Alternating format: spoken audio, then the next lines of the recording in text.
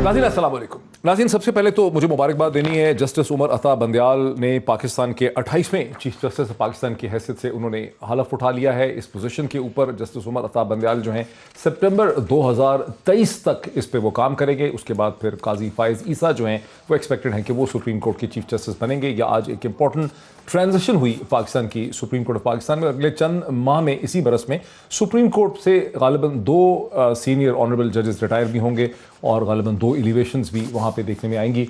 और यूँ supreme court की कॉम्प्लेक्शन और कॉम्प्लेक्सिटी क्या रहती है उस हवाले से भी सियासी लोगों की एक नज़र जो है तबसानकारों की उसके ऊपर रहती है। ये तो एक अहम डेवलपमेंट थी। दूसरी अहम डेवलपमेंट है कि वज़ीर-ए-आज़म पाकिस्तान जनाब इमरान खान साहब एक बड़े स्ट्रॉन्ग डेलीगेशन के साथ कल 3 दिन के दौरे पर चीन तशरीफ़ ले जा रहे हैं, जहां पर उनकी मुलाकात चीन के सदर प्रेसिडेंट शी जिनपिंग के साथ होगी। और 400 दिनों के बाद प्रेसिडेंट शी जिनपिंग जो हैं ये 2 ही लीडरों से इस मौके पे मुलाकात करेंगे। एक उसमें पाकिस्तान के प्राइम मिनिस्टर जनाब इमरान खान होंगे, दूसरे रशिया के प्रेसिडेंट पुतिन हैं जिनसे उनकी 4 तारीख को मुलाकात है।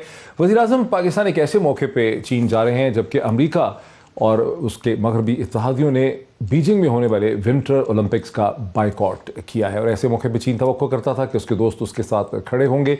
पाकिस्तान ने हमेशा ही कोशिश की कि पाकिस्तान ये दुनिया को बताए कि पाकिस्तान न चीन के कैंप में है न अमेरिका के कैंप में है और दोनों से बेहतर ताल्लुकात रखना चाहता है। लेकिन अब लोग ये समझते हैं कि ऐसे मौके पर जब चीन को ज़रूरत थी तो पाकिस्तान ने खुल के इसका इजहार किया और तासुर दिया कि वो चीन के साथ खड़ा है। और 3 दिन पहले 29 तारीख को पाकिस्तान के 3 या 4 दिन पहले पाकिस्तान के वज़ीर-ए-आज़म इमरान खान ने इस्लामाबाद में ही चीनी जर्नलिस्ट और सहाफ़ियों से बात करते हुए मगरब को तनकीद का निशाना बनाया और चीन को उन्होंने डिफेंड किया। उनके एग्जैक्ट अल्फाज क्या थे वो मैं आपको सुनाता हूँ। There is a lot of criticism about treatment of Uyghurs by China in the West. But our ambassador went there, Moinul Haq, who's our ambassador in China. We asked him and he went there and he sent us information that this is actually not true on the ground. They do not talk much in the West about Kashmir. Because in Kashmir, the worst violations of human rights are taking place by India, where there's something like 9 million people who are, really basically living in the worst conditions in almost an open prison by these 800,000 Indian troops. So we find it very difficult that while on one side they talk about Xinjiang, but on the other hand there is the silence about Kashmir is deafening for us. And these double standard is what we in Pakistan find it difficult. अब नाज़रीन ये हकीकत है कि वज़ीर-ए-आज़म पाकिस्तान जब तनकीद करते हैं मगरब को और मगरब के डबल स्टैंडर्ड्स को एक्सपोज करते हैं as head of the state, तो मगरब के सियासी हलकों को, वहाँ के हुकूमती हलकों को ये बात कोई बहुत ज़्यादा पसंद नहीं आती है। हम इसके हवाले से भी डिस्कस करेंगे क्योंकि चीन को सपोर्ट करना और चीन के साथ खड़ा होना पाकिस्तान के पब्लिक सेंटिमेंट के मुताबिक है। मुझे आज के प्रोग्राम में की पॉलिटिशियन ज्वाइन कर सकेंगे, मुझे हुकूमत की तरफ से ज्वाइन कर रहे हैं जनाब अली मोहम्मद खान साहब जो कि तहरीक इंसाफ के लीडर हैं, और राना तनवीर हुसैन साहब PMLN के सीनियर लीडर हैं, वो मुझे ज्वाइन करेंगे। चेयरमैन पब्लिक अकाउंट कमेटी रह चुके हैं। अली मोहम्मद खान साहब मिनिस्टर हैं, उनसे तो बात करेंगे। लेकिन सबसे पहले मुझे इस मौके पे ज्वाइन कर रहे हैं जनाब खालिद मंसूर साहब जो कि स्पेशल असिस्टेंट हैं CPEC पे और मिनिस्टर ऑफ स्टेट हैं और स्पेशल असिस्टेंट हैं to the prime minister of Pakistan CPEC के मामलात में। उनसे हम थोड़ा सा इस ट्रिप की अहमियत को समझना चाहेंगे। खालिद मंसूर साहब अस्सलाम वालेकुम। वालेकुम अस्सलाम। खालिद मंसूर साहब, मैं आपसे ट्रिप की अहमियत तो समझना ही चाहूँगा, लेकिन मैं आपको टुकड़ा सुनाता हूँ एहसन इकबाल साहब का, जो 1 के 2 दिन पहले एहसन इकबाल साहब ने जब इस खबर की तफसीलात आई सारी कि आप लोग चीन जा रहे हैं, आप भी हैं और भी मिनिस्टर्स चीन जा रहे हैं, तो एहसन इकबाल साहब ने इस चीन के विजिट पे खासी तनकीद की। वो टुकड़ा मैं आपको सुनाता हूँ। इस मुल्क में CPEC का इनकलाब आना था, उसको तहस नहस कर दिया है। 2020 तक 9 सनती जोनों का इंफ्रास्ट्रक्चर तैयार होना था। आज 2022 में एक भी सनती जोन तैयार नहीं है। इन 9 सनती जोन्स में $40 अरब से ज़्यादा की प्राइवेट इन्वेस्टमेंट चाइना से आनी थी। $1 की इन्वेस्टमेंट ये नहीं लेकर आ सके। वज़ीर-ए-आज़म कशकोल पकड़ के चीन चला है कि अल्लाह के नाम पे वास्ता है, मुझे $3 अरब का कर्जा और दे दो, और रूस से भी सुना $1 अरब लेने जा रहे हैं, और अब तो कजाकिस्तान के भी हम मकरूज होने जा रहे हैं। नाज़रीन, आपने सुना कि एहसन इकबाल साहब जिनका CPEC के पूरे प्रोसेस प्रोजेक्ट के साथ ताल्लुक़ रहा 2014 के बाद से 2018 तक, उनका क्या एनालिसिस है, क्या उनकी कमेंट्री और रिएक्शन है। खालिद मंसूर साहब, आप प्राइम मिनिस्टर ऑफ पाकिस्तान के पॉइंट मैन हैं, सीपेक के हवाले से आप डिफेक्टो चेयरमैन हैं, डिफेक्टो हेड करते हैं सीपेक अथॉरिटी को, स्टेट मिनिस्टर हैं आप। इसी हवाले से जो एहसन इकबाल साहब की तनकीद है कि $1 नहीं आया, ढांचा खड़ा नहीं हुआ, ईंट नहीं लगी, इस पर आपका क्या रद्द-ए-अमल है स्पेशल इकनॉमिक जोन्स के हवाले से? देखिए जी, मैं एक प्रोफेशनल आदमी हूँ, मैं सियासतदान तो हूँ नहीं, तो मैं तो आपको वो बताऊंगा कि जो ज़मीनी हक़ाइक़ हैं, अगर आप सीपैक को ओवरऑल पर्सपेक्टिव में देखें तो सीपैक जो है वो 3 उसके जो पीरियड्स थे, कि पहला पीरियड था अर्ली हार्वेस्ट प्रोजेक्ट का, जिसके अंदर मैंने बहुत एक्टिवली पार्टिसिपेट किया। आपको पता है कि मेरा ताल्लुक एंग्रो से भी रहा, फिर मैं हक्को को भी लीड करता था। तो उस दोनों असाइनमेंट के दौरान तकरीबन $5 बिलियन के प्रोजेक्ट थे जिसको मैंने डायरेक्टली एंड इनडायरेक्टली सुपरवाइज किया, और सीपैक के थे वो सारे के सारे। तो पहला फेज जो है, जो कि 2015 से 20 तक होना था, उसके अंदर अर्ली हार्वेस्ट प्रोजेक्ट थे और उसके अंदर बड़ा ही क्लियरली डिफाइन था कि हमने करना क्या है। 3 एरिया थे। एक तो ये कि पाकिस्तान के अंदर आपको पता है कि हिस्टोरिकल जो पावर क्राइसिस थी उसको हमने एलिविएट करना है, इसकी वजह से हमारी इकोनॉमी भी डीरेल हो चुकी थी। उसके बाद चाइना के तनाजुर में देखें तो उनको रीजनल कनेक्टिविटी के लिए पूरा रोड नेटवर्क बनाना था। उसके बाद ऑप्टिकल फाइबर बिछानी थी, और उसके अंदर आप देख लीजिए कि सोशो इकोनॉमिक सेक्टर के अंदर भी खातिर का उसके अंदर काम होना था। और तीसरा ये है कि हमने Gwadar, which is considered as jewel in the crown, उसको भी डेवलप करना था। तो अब जब फेज 1 कंप्लीट हुआ तो इसके अंदर कोई टोटल इन्वेस्टमेंट $25 बिलियन की आ चुकी है। 5300 megawatt power project up and running है, उसमें हर किस्म के हैं। और उसके अंदर जो थर माइन है वो हमारा वो वर्ल्ड का 7वां बड़ा कोल के ज़खायर हैं, उसको हम डेवलप नहीं कर पाए थे, वो माशाल्लाह डेवलप हुए। Mine is up and running, उसकी कैपेसिटी अब डबल हो रही है। 2 पावर प्रोजेक्ट वो थर माइन पे, इंडिजिनस कोल पे वो चल रहे हैं, 2 ज़ेरे तामीर हैं जो कि हक्को नहीं लगाए मेजॉरिटी एक्विटी के साथ। अगर आप इवन उसको भी देखें, गवादर पोर्ट ऑपरेशनल हो गई, और उसके बाद जो 2 वहां पर फ्री जोन्स बनने थे, पहला जोन 60 एकड़ का था, वो 100% एलोकेशन हो चुकी है। 46 में 5 दफा जा चुका हूँ जी, जब से मैंने असाइनमेंट ली है, तो गवादर में 5 दफा जा चुका हूँ। तो पहला जो जोन है फेज 1, उसके अंदर 60 एकड़ था, 46 एंटरप्राइजेज हैं जिन्होंने रजिस्टर किया, 12 ऑलरेडी ऑपरेशनल है। ठीक है। क्योंकि मजीद उसके अंदर इंटरेस्ट आ रहा था, तो इसलिए वो जो सेकंड फेज जो प्राइम मिनिस्टर साहब ने लास्ट ईयर जुलाई में इनॉग्रेट किया, वो 37 गुना बड़ा है, 2200 एकड़, और उसकी अब डेवलपमेंट भी माशाल्लाह शुरू हो चुकी है।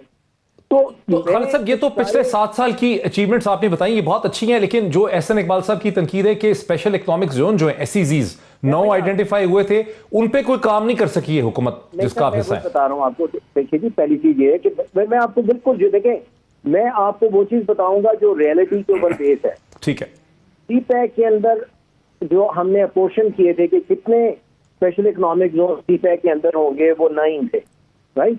अब उसके अंदर से जब से ये PTI की हुकूमत आई है, तो हमने ये फैसला किया था कि जो पहले 5 हमारे पास जो स्पेशल इकोनॉमिक जोन है या गवादर का फ्री जोन है, उस पर फोकस करें। और उसमें एक जो स्पेशल इकोनॉमिक जोन है वो KP के अंदर है, रशाकाई है। फिर उसके बाद दूसरा पंजाब में अल्लामा इकबाल, फिर तीसरा आपका ढाबे जी के अंदर है, और जो चौथा है वो आपका वो कोयटा के अंदर है, जिसका बोस्तान जिसका नाम है। और गवादर का मैं आपको बता चुका हूँ कि गवादर में क्या कुछ हुआ, और उसके बाद जो सेकंड फेज है वो तकरीबन 7 गुना बड़ा है। अब एक एक करके चलते हैं। रशाकाई जो है वो डेवलप हो चुका है, और वहां पर एक स्टील मिल जो है उसकी कंस्ट्रक्शन भी कंप्लीट हो चुकी है, वहां पर बिजली भी पहुंच चुकी है, वहां पर गैस भी पहुंच चुकी है। अब जो मजीद जिन्होंने अपने आप को रजिस्टर किया है, Rome was not built in 1 day. सही है। ये एक प्रोजेक्ट का लाइफ साइकिल होता है, वो डेवलपमेंट फेज में जा रहे हैं, उन्होंने फाइनेंसिंग करनी है, फिर जाके इम्प्लीमेंटेशन होगा। यही हाल अल्लामा इकबाल का है। ढाबे जी के अंदर एक सेटबैक हुआ था, और उसकी वजह यह था कि वहां पर जो डेवलपर जिसने विन करके वो जीता था, तो वो बैकआउट कर गया, अब दोबारा से उसकी बिडिंग करवानी। ठीक है, क्योंकि हमारे अपने कानून है उसके मुताबिक। खालिद साहब, वहां पर डेवलपर, खालिद साहब बड़ा अच्छा खालिद साहब आपने बहुत अच्छा ये पर्सपेक्टिव दे दिया है। मैं थोड़ा सा पॉलिटिकल साइड पे भी इसके चला जाता हूं। मकसद ये है कि बहुत सा काम हुआ है, अगर कुछ चीजें नहीं भी हुई तो बहुत सा प्रोसेस जो है वो स्पेशल इकोनॉमिक जोन्स के हवाले से भी उस पर प्रोग्रेस हो चुकी। खालिद मंसूर साहब, बहुत भी आपका हमें ज्वाइन करने का और आपको all the best wishes from हमारी तरफ से। आपका कल ट्रिप है 3 दिन का और आपकी ज़ाहिर है बहुत इंपॉर्टेंट मुलाकातें हैं चाइनीज इन्वेस्टमेंट ग्रुप्स के साथ, फाइनेंशियल इंस्टीट्यूशंस के साथ, कंपनीज के साथ। तो we wish you all the best. Thank you so much. Khalid Mansoor साहब special assistant to prime minister of Pakistan, state minister हैं। सीपैक के हवाले से वो हमें एक्सप्लेन कर रहे थे कि कैसे सब कुछ गलत नहीं है। स्पेशल इकोनॉमिक जोन्स के हवाले से 5 आइडेंटिफाई हुए हैं और उन पर एक्टिवली प्रोग्रेस हुई है। मैं आता हूं अली मोहम्मद खान साहब की तरफ भी, राना तनवीर हुसैन साहब की तरफ भी। राना तनवीर हुसैन साहब, आपने खालिद मंसूर साहब को भी सुना, इससे पहले आपने एहसन इकबाल साहब को भी सुना। मेरा बड़ा इंटरेस्टिंग आपसे क्वेश्चन है। प्राइम मिनिस्टर पाकिस्तान ने तनकीद की मगरब को, उन्होंने डिफेंड किया चीन को, और वो चीन जा रहे हैं एक ऐसे मौके पे जब मगरब ने विंटर ओलंपिक्स का बाइकआउट कर रखा है। वहाँ मुमकिन है कि उनकी एक कैजुअल प्राइवेट मुलाकात जो शायद रूस के सदर प्रेसिडेंट पुतिन के साथ भी उनकी मुलाकात होगी। एज एन ऑपोजिशन लीडर, जो आप चेयरमैन पब्लिक अकाउंट कमेटी रह चुके हैं, वाइस प्रेसिडेंट हैं PMLN के, आप क्या इस कंसेंसस का हिस्सा हैं कि स्टेज पे पाकिस्तान को खुल के चीन के साथ खड़ा होना चाहिए था, या आप समझते हैं कि प्राइम मिनिस्टर ने अपने कार्ड्स ओवर ज़्यादा प्ले कर दिए? जी देखिए डॉक्टर साहब, पहले तो मेरी सॉरी अभी भी है, मैंने गलत दुआ किया। है कि अल्लाह करे कि इनका जो विजिट है वो कामयाब हो और चीन के साथ वो जो पहले तरह हमारी रिलेशनशिप में एक वार्म थी या गर्मजोशी थी वो दोबारा आए। मैं आपको बताऊं कि अगर थोड़ा सा आप मुझे 1 मिनट बात करने की इजाज़त दें तो मैं फॉरेन पॉलिसी के मतलब बात करूंगा कि जो 2018 से पहले जिस तरह चीन और टर्की और मलेशिया और कतर और ये और भी लोग, लेकिन ये 4 लोग जो थे, जो 4 मुल्क थे हमारे साथ बड़े इस तरह खड़े थे, हर चाहे कश्मीर का मसला हो, चाहे हमारे दूसरे इंटरनेशनल फोरम पे जितनी भी चीज़ें होती थी हमारे साथ खड़े होते थे। लेकिन अभी आप इन सब में 2018 के बाद वो हमारी अपनी तरीक़ेकार से, हमारी अपनी अप्रोच जो इश्यूज़ को होती है या अपने कंडक्ट से हमने वो देखा कि वो वार्मथ नहीं रही रिलेशनशिप में जो पहले थी। अभी चाइना का आपने स्पेसिफिक क्वेश्चन किया है तो मैं समझता हूँ कि प्राइम मिनिस्टर साहब का यही एक मसला है, कोई उनका ज़हनी या नफ्सियाती या उनकी सोच में है कि वो कुछ चीज़ों को ओवर प्ले करते हैं, वो हैंडल करते हैं जिस तरह एक आम को भी या बाहर के मुल्कों को भी, जिस तरह हम लोग अपनी कॉन्स्टिट्यूएंसी में भी नहीं करते कि किसी को पैम्पर करना और कि जी वक्ती तौर पे ये मेरे साथ चले और उसको थोड़ा कह देना वाह जी वाह क्या बात है, आप तो बहुत अच्छे हैं। तो इस तरह की चीज़ें नहीं होती, ये बड़ी डीप रूटेड होती हैं, आपसे ज़्यादा कौन जानता है।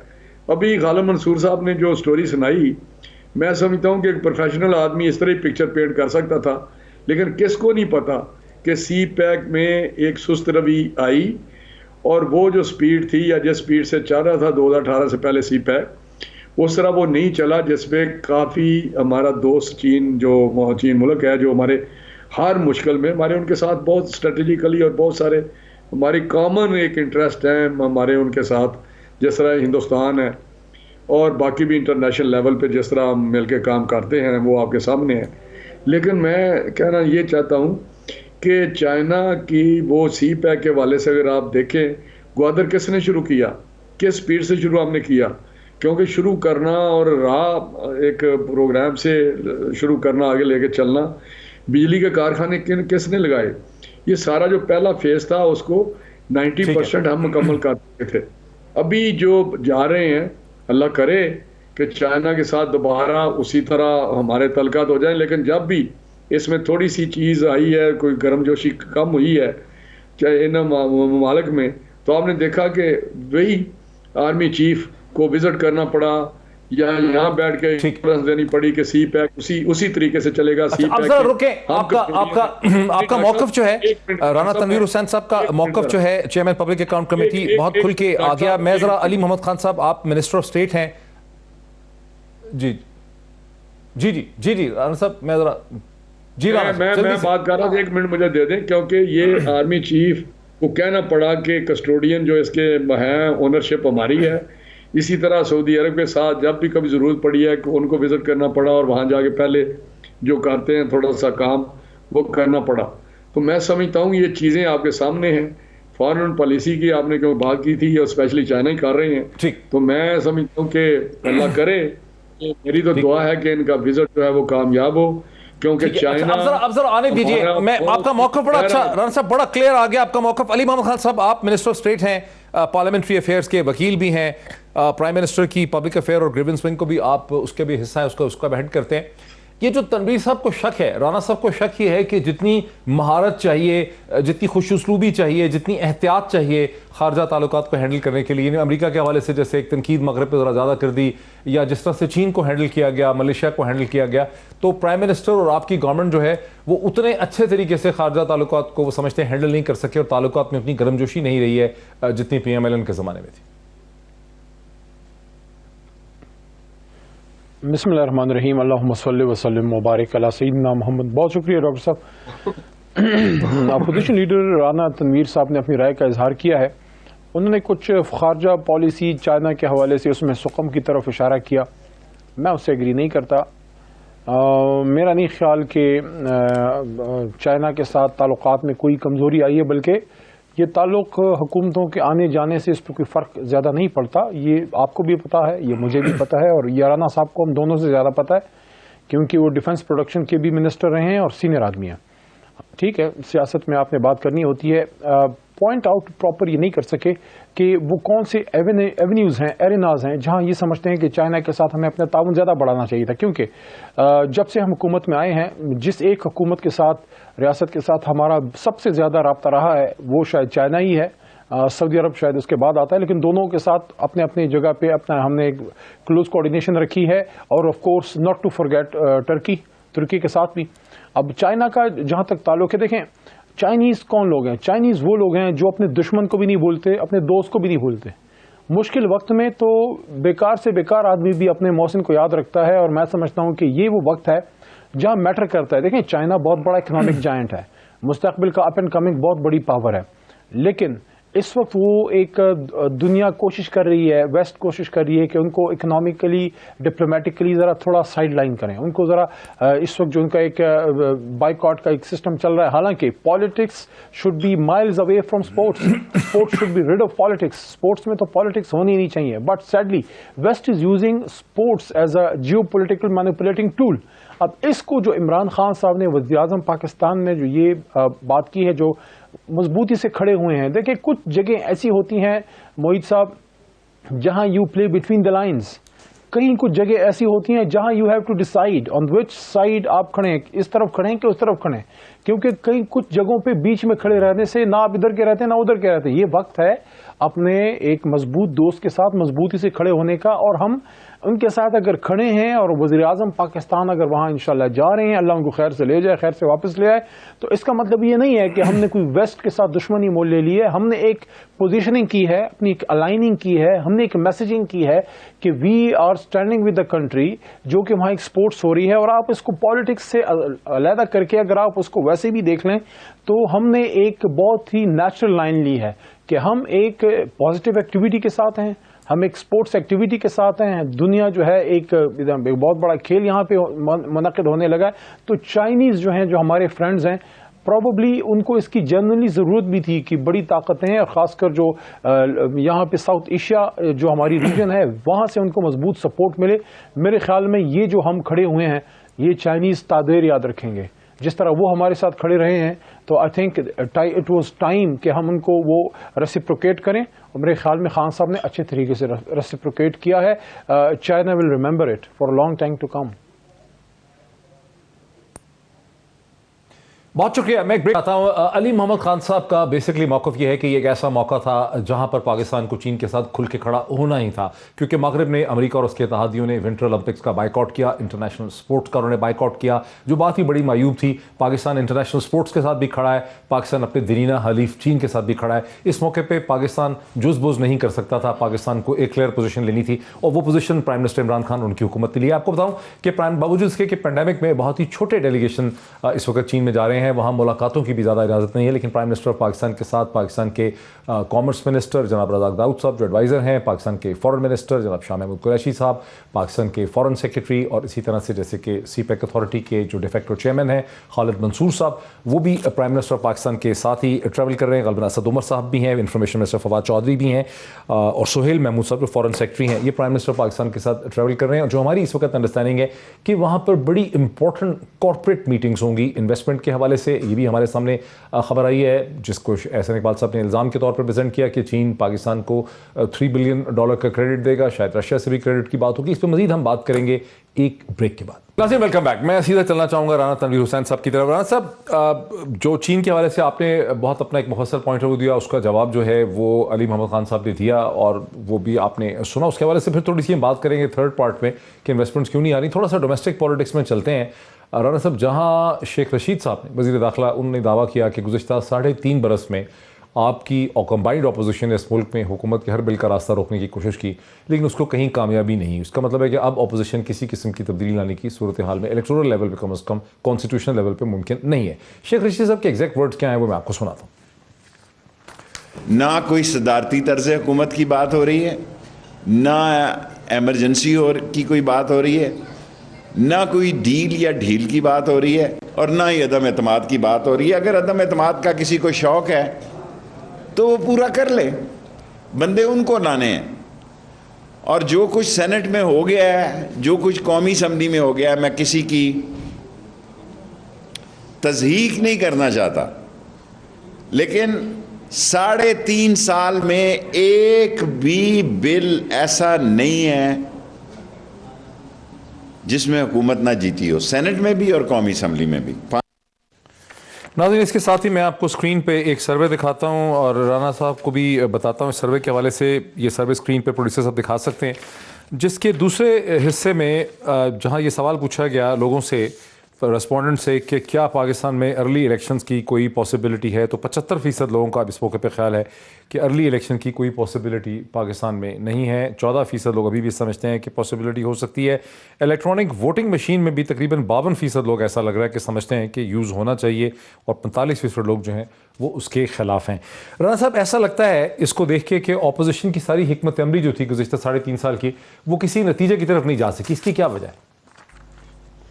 नहीं डॉक्टर साहब, मैं समझता हूँ जो आपने शेख रशीद साहब का सुनाया है स्लॉट, वो मुझे नहीं समझ आती कि ये उनका काम है वैसे कि इस तरह की बातें करना। उनका नहीं, मतलब गवर्नमेंट के जितने भी स्पोक्स पर्सन हैं सारा दिन आके अपनी एक पोजीशन को ज़्यादा लोगों के सामने एक सक्सेसफुल तरीका एक निकालना के लिए बड़े हम कामयाब जाते हैं। लेकिन अगर आप इनका देखें 3.5 साल में, तो इनकी मेजॉरिटी होने के बावजूद जिस तरह पार्लियामेंट में इनको लेजिस्लेशन में प्रॉब्लम रही है, जो ये बात कर रहे थे, इनके 2-3 पॉइंट थे, मैं उनको एड्रेस करना चाहता हूँ कि हमें कोई भी एक बिल नहीं जो आप पास नहीं करा सके किसी वक्त एक रूटीन से या रूल्स रेगुलेशन के मुताबिक या एक तरीक़ेकार के मुताबिक नॉर्मल तरीके से लेजिस्लेशन इन्होंने नहीं की। जब भी हुआ है इनको एक्स्ट्रा ऑर्डनरी मेजर्स लेने पड़े हैं, चाहे डिप्टी स्पीकर को बिठा के इन्होंने बुलडोज किए हैं और सुना ही नहीं, बल्कि पेश ही नहीं किया, पढ़ा जाए। वो एक तारीख है वर्स्ट जो तरीक़ेकार है लेजिस्लेशन। इस तरह जो अभी इन्होंने 40 के 35 बिल निकलवाए नहीं, लेकिन ये तो राना साहब आप एक्सप्लेनेशन, मेरा तो सवाल ये है कि आप इनकी मेजॉरिटी बड़ी स्लिम थी, लेकिन आप लोगों ने एफर्ट बड़ी की सड़कों पे भी, असेंबलियों के अंदर भी, लेकिन रास्ता नहीं इनका रोक सके। उसकी क्या वजह? नहीं, मैं अक्सर कहता हूं कि इनको जो इनकी जो हुकूमत है उसको अल्फी के साथ जोड़ा हुआ है। वो थोड़ा सा आपको भी पता बैकग्राउंड का कि जब भी हम किसी से पूछते हैं कि भाई आप बीच में तो इनके अपने MNAs, इनके अलाइज, कि भाई आप बड़े तंग हैं, आप समझते हैं कि अगर PTI के प्लेटफॉर्म से इंदा इलेक्शन में हम गए, जो इनके सियासी मुसाफिर हैं जो पहले भी पकड़ के लाए गए और बिठा दिए गए कि इंदा आपको जिताएंगे, हुकूमत बनेगी आपकी, वो वहाँ पे आप समझते हैं कि हमारा फ्यूचर नहीं है। लेकिन जब आप कहते हैं कि भाई आप तो कहते थे कि हमने वोट नहीं देना, हम इनके साथ नहीं हैं, चलने को तो फिर आप आए हुए हैं, तो उनके रंग भी पता चल जाता है, बॉडी लैंग्वेज से रंग जर्द होते हैं। वो कहते हैं जी हमें फ़ोन आ गए। ये मैं आपको ऑन रिकॉर्ड कह रहा हूँ। तो कहने का मकसद है कि एक ऐसी सिचुएशन में ठीक है, अपोजिशन ने बेहतरीन काम किया है कि इनकी जितनी भी बैड गवर्नेंस थी, इनकी इकोनॉमिक पॉलिसीज थी, जैसे मुल्क में महंगाई आई, लोगों का जीना हराम हो गया, वो सारी इतनी हाईलाइट की, इतनी लोगों को उस इशू को रेज किया, लोगों को मोबिलाइज किया पीडीएम के प्लेटफॉर्म से। आज इनका ग्राफ जो है, अगर ये जाएं तो मेरा ख्याल है इनको आइंदा इलेक्शन, जो भी इलेक्शन हो, चाहे ज़िमनी इलेक्शन होते हैं या कोई भी इलेक्शन आए या लोकल बॉडीज़ के आए, अभी केपीके का रिजल्ट देख लें, ये उसकी 10,000 तो जी करते रहें। हर पार्टी में डिफरेंसेस होते हैं, किसी टिकट देने में कोई दूसरा नाराज होता है, या लेकिन ये कहना कि हमारे जी वो क्योंकि एक के खिलाफ दूसरा था, वहाँ ये हारे हैं। इनको मानना चाहिए, अपना इनको समझना चाहिए कि हमारी लोगों में, अवाम में कोई पजीराई नहीं। अच्छा, अब जरा रुकिए, मिनिस्टर साहब का भी, हुकूमत का भी व्यू लेने दीजिए।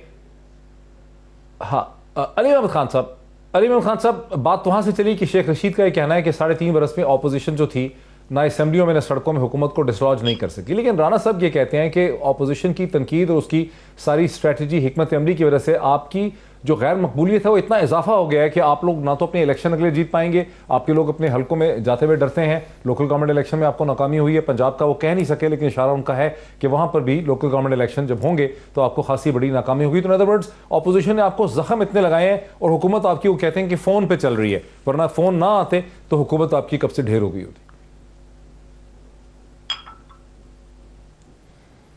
मोहित साहब, इनका आर्गुमेंट बेसिकली इनहेरेंटली फ्लॉड है। उसकी रीज़न क्या है? देखें, उसकी रीज़न ये है कि ये कहते हैं कि हमें कोई पता नहीं फ़ोन वगैरह आते हैं। तो इस बार सेनेट में क्या हुआ? इस बार तो आपके अपने बंदे नहीं थे, आपके लीडरशिप लेवल के लोग नहीं थे।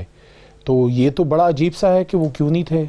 अब मैं उनके नाम नहीं लेना चाहता, उस पर तफसील से बात हो चुकी है।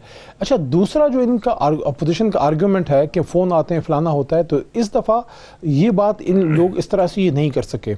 तो इस दफ़ा तो इनका अपना अंदर का जो एक इनहेरेंटली जो डिसयूनिटी है वो खुल के सामने आई है। अंदर के तजादात जो हैं वो खुल के सामने आए हैं। बल्कि it was look like a divided house, look like a ship जो पानी में नहीं होती, जिसमें आग लग जाती है, एवरीबडी जंप्स अवे, सब छलांग मारते हैं। तो अब तो इस बार तो सिटिंग सेनेटर्स मुस्लिम लीग नून के वो पल पड़े पीपल्स पार्टी पे, जो जिस तरह की एक दूसरे के खिलाफ बयानबाजी हुई है, नॉर्मली अपोजिशन में आप नहीं करते, कोई अंदर की क्लोज डोर मीटिंग्स में करते हैं, लेकिन मीडिया पे कि अगर आपके सिटिंग सेनेटर मुस्लिम लीग नून के आपके अपोजिशन लीडर के खिलाफ बात करते हैं तो जॉइंट अपोजिशन की तो फिर कहानी एक मिथ ही रह गई ना, नंबर 1। नंबर 2, देखें टूल्स क्या होते हैं एक अपोजिशन के पास। एक डेमोक्रेटिक सिस्टम में आपके पास एहतजाज एक बहुत बड़ा टूल है जो आप जॉइंटली नहीं कर सके। आपके पास एक पॉलिटिकल मूव्स होते हैं कि आप मैनेवरिंग करते हैं, आप अदम एतमाद की तहरीक लाते हैं, या आप एक बहुत बड़ा प्रेशर बिल्ड करते हैं एक बहुत बड़ा धरना करके मास मूवमेंट के जरिए, या आप इस्तीफे देते हैं। हम जब थे, हमारे पास अपोजिशन के पास, जब हम पीटीआई अपोजिशन में थी, हमारे पास तो अदम एतमाद के लिए नंबर बड़े ही कम थे, लेकिन जो 2 थे हमने तीनों यूज़ किए, बल्कि 3 यूज़ किए। देखें, we went for mass movement, हमने किया, स्ट्रगल किया, हर किस्म की मारें भी खाई, सब कुछ हुआ, लेकिन हमने वो किया। और दूसरा, उसके साथ साथ जो है हमने इस्तीफों का ऑप्शन भी यूज़ किया, मंजूर हुए नहीं हुए अलग बात है, हमने एक्सट्रीम स्टेप वो भी लिया। Number 3, we went to the इस्तीफे दिए नहीं आप लोगों ने, इन्होंने इन 3 में से कुछ भी नहीं किया। तो वो तो आपके वो तो बाहर हो गया, ठीक है ना जी। हमने जो इस्तीफे दिए थे, मैं कह रहा हूँ एक्सट्रीम स्टेप यूज़ किया, उन्होंने कबूल नहीं किया, वो एक अलग कहानी है। मैं कह रहा हूँ हमने तीनों ऑप्शंस यूज़ किए, इन्होंने तीनों में से एक ऑप्शन भी यूज़ नहीं किया। अदम एतमाद इनके पास एक ऑप्शन है, चौथा वो भी नहीं किया। तो ये तो जो आपके पास पॉलिटिकल मैनेवरिंग है उसको तो साइड पर कर लें, उन्होंने कुछ भी नहीं किया। आखिरी बात, अब इन साइड द पार्लियामेंट जो एक अपोजिशन के पास तगड़ा टूल होता है, एक तो बहुत ही कम अपोजिशन भी हो ना, कम हो, 15-20 भी बंदे, उनमें काम वाले 5-10 भी हों, वो इतने क्वेश्चन डाल देते हैं, क्वेश्चन आवर में आपको कॉलिंग अटेंशन में तंग करते हैं। इनके पास देखें, हमारी थिन मेजॉरिटी है, इनके पास 150 के करीब इनके मेंबर्स हैं। आप मुझे बताएं, इन्होंने कौमी असेंबली में हुकूमत को कितना टफ टाइम दिया है, सवाए चीखों पुकार करने के और कोरम पॉइंट आउट करने के। आप क्या समझते हैं कि ये सीरियस नहीं है आपके खिलाफ? मानता हूं ये, इसका क्या मतलब है? अली अहमद खान साहब, आप क्या कह रहे हैं कि आप लोग सीरियस नहीं, मैं ये नहीं कह रहा, लेकिन हकीकत आपके खिलाफ सीरियस नहीं थे? नहीं,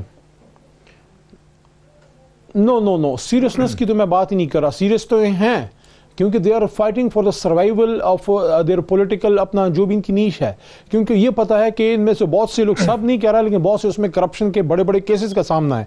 उनको पता है कि अगर हमने अपने बचाव ना किया तो सियासत के साथ साथ उनकी जो है फाइनेंशियल जो क्राइम्स हुए हैं वो भी सारा जो है वो पकड़ा जाएगा, तो उनके तो स्टेक्स बड़े हाई हैं। इशू क्या है? इशू दो हैं। इशू एक है लीडरशिप का फुकदान इनके बीच में, कि जेन्युइन लीडर इसमें अपोजिशन का, जैसे एक ज़माने में मोहतरमा होती थी तो मियाँ साहब इधर होते थे, मियाँ साहब उधर होते थे। इनमें इस वक्त असम्बली के अंदर जेन्युइन पॉलिटिकल लीडरशिप के वो अपोजिशन को कैरी कर सके एक स्ट्रैटेजी के तहत, वो नहीं है। Number 1। Number 2 divided house. Number 3 capability, capacity का भी इशू है। देखें, अगर आप 150 बंदों के साथ हुकूमत की इकोनॉमिक पॉलिसीज, उसकी फॉरेन पॉलिसीज, उसकी एग्रीकल्चर पॉलिसीज, उसकी सब, जरा क्विक राणा साहब का भी ना इस पे कमेंट लेना जरूरी है। ब्रेक से पहले मुझे जरा राणा साहब दो चीजों की, there is a big question mark on their capability. हाँ ठीक, अली मोहम्मद खान साहब, राणा साहब, अली मोहम्मद खान साहब का ये व्यू है कि दर हकीकत हटाना चाहते थे लेकिन एक कैपेबिलिटी इशू था, लीडरशिप नहीं थी, जिस वजह से सीरियसनेस बिल्डअप नहीं हो सकी। आपकी ये असल वजह है, और अब तो इलेक्शन ही होंगे 2023 में। Quick response. नहीं, मैं आपको बताऊं कि ये बिल्कुल अली मोहम्मद खान साहब, क्योंकि वहाँ हाउस चलाने के भी ये जिम्मेदार है भी, इनके पार्लियामेंट्री जो अफेयर है, अमूर हैं, वो इनके पास हैं, वहाँ पे स्टेट मिनिस्टर हैं। लेकिन मैं आपको बताऊं कि ये जो कहते हैं जी कोरम पॉइंट आउट करने के, ये कोरम अपना पूरा नहीं कर सकते। ट्रेजरी बेंचेस अगर कोरम पूरा नहीं कर सकते तो बिजनेस किस तरह करेंगे?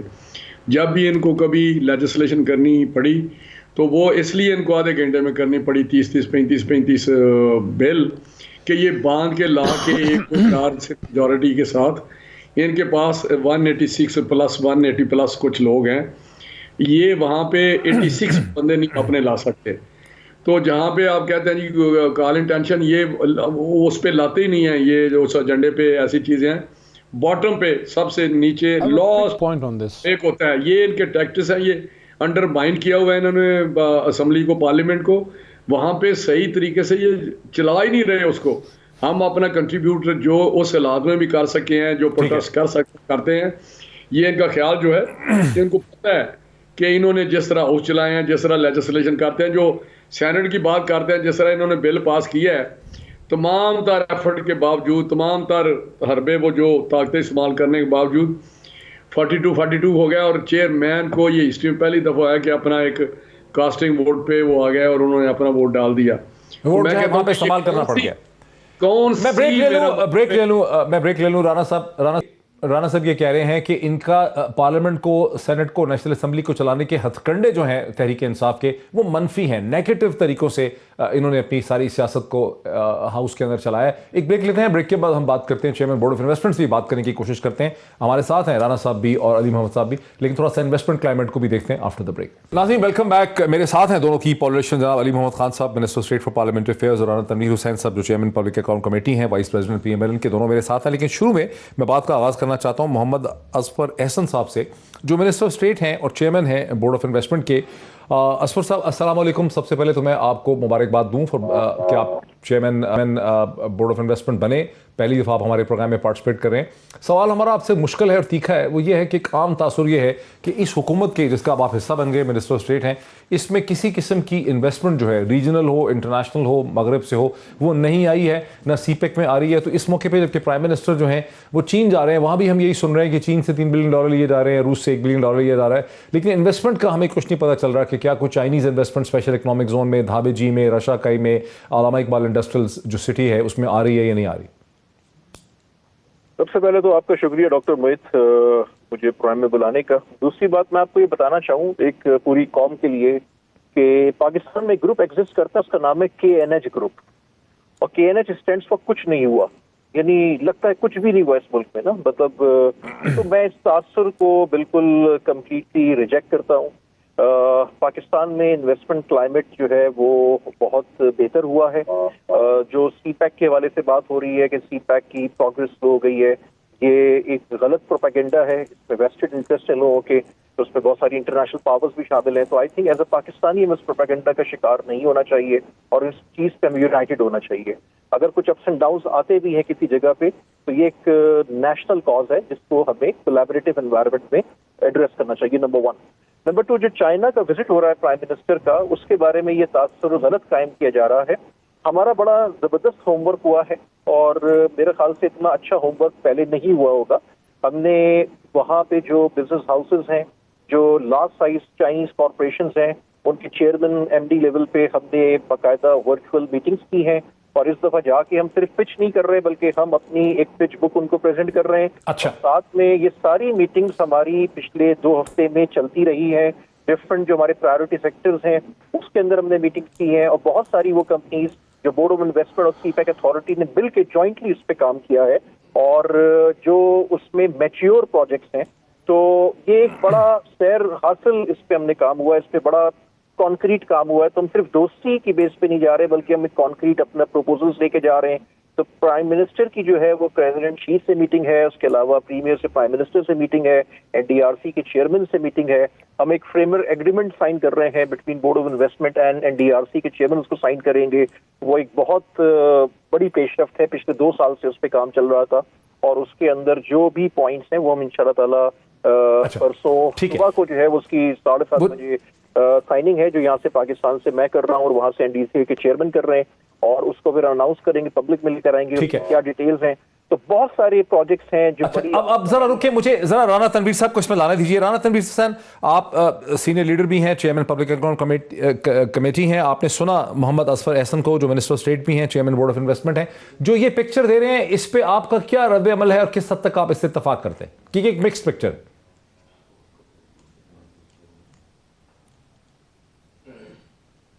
इन 3 सालों में आए हैं इन्वेस्टमेंट बोर्ड के, शायद आप मुझे करेक्ट कर दें, शायद तीसरे ही हैं ये, शायद असफर साहब बता दें। तो इस किस्म की ये पिक्चर पेंट करते हैं, ये पढ़े लिखे लोग होते हैं, और इस तरह जो प्राइम मिनिस्टर को प्रेजेंटेशन देते हैं, वो एक को उठा के दूसरे को लगा देते हैं। बेशुमार मिसालें हैं, जैसा शहजाद अकबर को उठा के दूसरे ने कोई बेहतर प्रेजेंटेशन दे दी कि जी मैं बहुत ज़्यादा विक्टिमाइज कर लूँगा, इसमें मुझे लगाएं। कितने लोग हैं जाए और फिर वो चले गए, चाहे वो हेल्थ के थे, चाहे पेट्रोलियम में थे, चाहे वो कॉमर्स में थे, या किसी भी जगह इंडस्ट्री में थे, कहीं ना कहीं उन्होंने वो प्रोफेशनल या इस किस्म के लोग बैठाए। या वहाँ बैठते हैं तो वहाँ पे ये एक रोज़ी पिक्चर पेश कर देते हैं कि जी बहुत कुछ हो रहा है। भाई कुछ हो रहा है तो हमें भी पता चलना चाहिए। वो जाएंगे या वहाँ पे बताएंगे, वहाँ पे एग्रीमेंट हो जाएगा इनके साथ बहुत बड़ा। यहाँ तो एग्रीमेंट और MOU के वो अलमारियाँ भरी पड़ी हुई हैं, 1000 हमें पता है, हमने कितने ये गवर्नमेंट में सारे काम किए हुए हैं। असल मसला तो ये है कि ना तो सीपैक में वो इन्वेस्टमेंट आई है वो स्पीड्स के साथ जो आ रही थी। आज उनका फिगर बता दें कि 2018 से पहले कितनी आई और उसके बाद कितनी आई है इन प्रोजेक्ट्स में जो भी सीपैक के अंडर बन रहे थे। या आपका जो क्वेश्चन था कि भाई हम बताएं कि जो बाहर की फॉरेन इन्वेस्टमेंट है वो कितनी आई है, लेकिन आपको कहीं नहीं मिलेगी। अगर कहीं फॉरेन इन्वेस्टमेंट आ रही हो तो हमारे जो रिजर्व्स हैं, हमें जो 3-3 अरब डॉलर या 1-1 अरब डॉलर के लिए जिस तरह हम फिर रहे हैं या मांग रहे हैं मुख्तलिफ मुल्कों से जाके, तो ये कभी भी हमारी सूरत हाल ना हो। और जिस रिटर्न के साथ, मार्कअप के साथ, वो भी आपके सामने है। डॉलर पे 4%, 5%, 6% का सकूक जो बॉन्ड है वो अगर आप अभी तो 8% पे लिया जो भी सकूक बॉन्ड लिए। ठीक है, बड़ा अच्छा आपके सही है पॉइंट। अली मोहम्मद खान साहब, डॉक्टर साहब 8% पे करेंगे 8% जी, आप 4-5% बल्कि गलत कह रहे हैं राणा साहब। 8% पे 7.9। अच्छा, जरा मेरे साथ ही हैं जनाब असफर साहब भी, लेकिन अली मोहम्मद खान साहब, एक चीज़ जो बहुत तनकीद यानी बड़ी शक्ल इख्तियार कर चुकी है कंक्रीट, वो ये कि इस हुकूमत में स्टेबिलिटी बिल्कुल नहीं है। वो ये कह रहे हैं कि क्या बताएंगे असफर साहब तो पता नहीं 3-4 चेयरमैन हैं बोर्ड ऑफ इन्वेस्टमेंट हैं। तो क्या वजह अली मोहम्मद खान साहब कि आपकी इस हुकूमत के अंदर कोई कहीं ठहर ही नहीं पाता? डॉक्टर साहब, personalities are not important, the results are important, and Imran Khan and his vision is important. देखें, वोट इमरान खान साहब को पड़ा है, उनको रिजल्ट देना है, आवाम को उन्होंने सहूलियत देनी है, चाहे 10 बंदे बटाएं कोई फ़र्क नहीं पड़ता। मैं कहता हूँ 15 और लाएं, लेकिन जो रिजल्ट्स आ रहे हैं, मैं सेनेट के फ्लोर पे कोई पिछले 2 हफ्तों में जो 2-3 दफ़ा बता चुका हूँ, आपके प्रोग्राम में भी कह रहा हूँ कि सवाए महंगाई का इशू जो कि बेसिकली लोकलाइज नहीं है, इंटरनेशनल इशू है, दुनिया में है, सबको इसका पता है। ऑयल प्राइसेस बहुत बढ़ गई हैं, साथ साथ जो हमारा जो इनपुट है ऑयल का, जो हम इंपोर्ट करते हैं फूड के लिए जो हम कुकिंग ऑयल वगैरह इंपोर्ट करते हैं, प्लस जो हमारी दालें वगैरह, ये कुछ चीज़ें ऐसी हैं जो इंडिजिनस नहीं है, you have to import them. उसकी प्राइसेस इंटरनेशनल, फिर फ्रेट चार्जेस बहुत बड़ी हैं, कंटेनर्स की 4 गुना बड़ी हैं पोस्ट कोविड। तो कुछ चीज़ें खान साहब की हुकूमत के कंट्रोल में नहीं थी, लेकिन you must give the devil the credit where it is due. और वो क्रेडिट क्या है? वो क्रेडिट ये है कि मोहतरम राना साहब की जो जमात थी उन्होंने अपनी मेहनत की होगी, मैं इनकार नहीं करता। उनका जो मैक्सिमम, देखें आप कुछ चीज़ों से आप जज करते हैं, एक्सपोर्ट बहुत बड़ी चीज़ है। किसी मुल्क की अगर एक्सपोर्ट नहीं है, चाहे उधर सोना भी निकल आए, एक दिन ख़त्म हो जाएगा। इस वक्त एक्सपोर्ट की सिचुएशन ये है, जो सबसे खुशी की बात है कि आपकी एक्सपोर्ट मियाँ साहब के दौर से 50% बढ़ चुकी है। $2 बिलियन पर मंथ उनकी plus minus on average per month by month उनकी थी। इस वक्त आपकी $3 billion per month plus minus on average इस वक्त आपकी हुकूमत टच कर गई है। ये बहुत बड़ी अचीवमेंट है। प्लस आपकी जो प्रोडक्शन में बड़ी है, जो आपकी कॉटन एक्सपोर्ट बड़ी है, सारी फिगर्स हमारे पास मौजूद हैं, कहेंगे तो आपको बता देंगे। ओवरऑल ऑन द एवरेज आपकी एक्सपोर्ट आई थिंक 27 या 29% है, ये बढ़ गई है, ओवरऑल बढ़ गई है। ये अल्लाह ताला का करम है कि इन हालात में जब दुनिया नीचे गई है, और प्लस जो देखें अमेरिका, यूके, ये बड़ी पावर्स हैं, उसके साथ साथ जापान जो बहुत बड़ी इकोनॉमिक पावर है, प्लस जर्मनी जो बहुत बड़ी पावर है, वेस्ट में इकोनॉमिक पावर है, इंडस्ट्रियल पावर है, उनकी नेगेटिव में जब जीडीपी गई, आप 3.9 को टच किया, इसमें 5.37।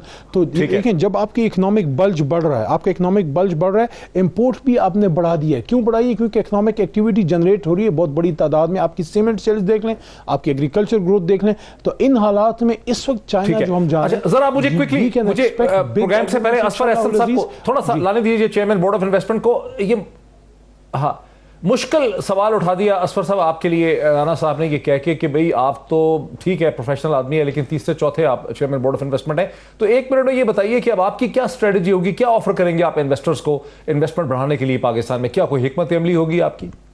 देखिए, पहली बात तो मैं 4th चेयरमैन हूँ बोर्ड ऑफ इन्वेस्टमेंट का लास्ट 3.5 ईयर्स। तो राना साहब का पॉइंट कुछ जगहों पे वैलिड जरूर नजर आता है, लेकिन उस पर बैकग्राउंड देखना चाहिए और उस पर देखना चाहिए कि कौन प्रेजेंटेशन से काम करता है, कौन रियलिस्टिक डूएबल काम कर रहा है, नंबर 1। नंबर 2, हम सेक्टोरल डायलॉग्स कर रहे हैं। हम बहुत सारे जो इन्वेस्टर्स हैं डिफरेंट कंट्रीज में, उनके साथ इस पर कंसल्टेशन पे हमने प्रोसेस स्टार्ट कर दिया है।